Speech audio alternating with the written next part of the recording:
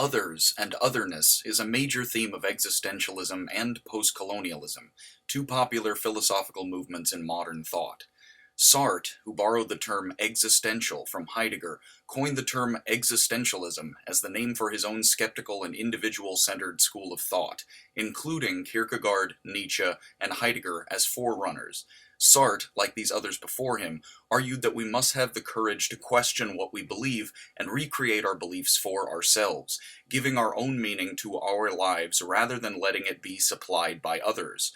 While it is easy to accept the authority of politics, religion, and science without question, we are each responsible for our beliefs and doubts, and we can choose to be revolutionary individuals and inspire others.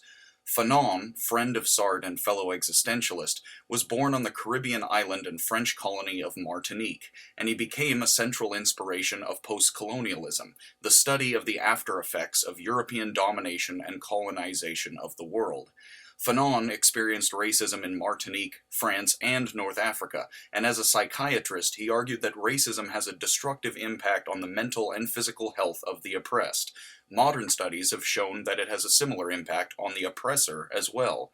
The gaze of the other is important in the thinking of both Sartre and Fanon. In Sartre's play No Exit, the frustrated main character famously declares, "Hell is other people." We find the gaze of others frightening because we are afraid of the impact that they can have on our own opinion of ourselves. Marcus Aurelius, the Roman emperor and Stoic philosopher, said that it is strange that everyone loves themselves more than anyone else, but values the opinions of others about themselves more than they value their own. Because we are insecure, we are terrorized by the other and the impact that their judgments can have on the meaning of our lives. If we face the other with good faith in the possibility of positive change, interaction with others can be powerfully transformative, but we are afraid that it could take all meaning away and leave us with nothing. For both Sartre and Fanon, racism is a primary example of the frightening but potentially liberating gaze of the other. Sartre wrote about anti-Semitism in the years following the Nazi occupation of Paris and racism against Jews in both France and Germany. Fanon wrote about racism against Africans in European colonies such as the Americas, and both wrote about racism against Africans and Arabs in North Africa.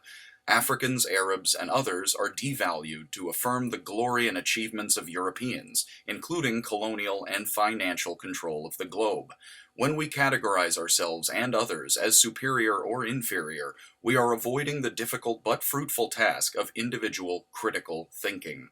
It is easy to treat others as categories rather than as individuals, but if we treat others as genuine human individuals, it allows us to change who we are as individuals, if we embrace the opportunity. We each change throughout our lives, as we are changed by others, whether we embrace this or not. If we accept ourselves and the impact that others can and will have on us, we have more choice in what we want our lives to mean.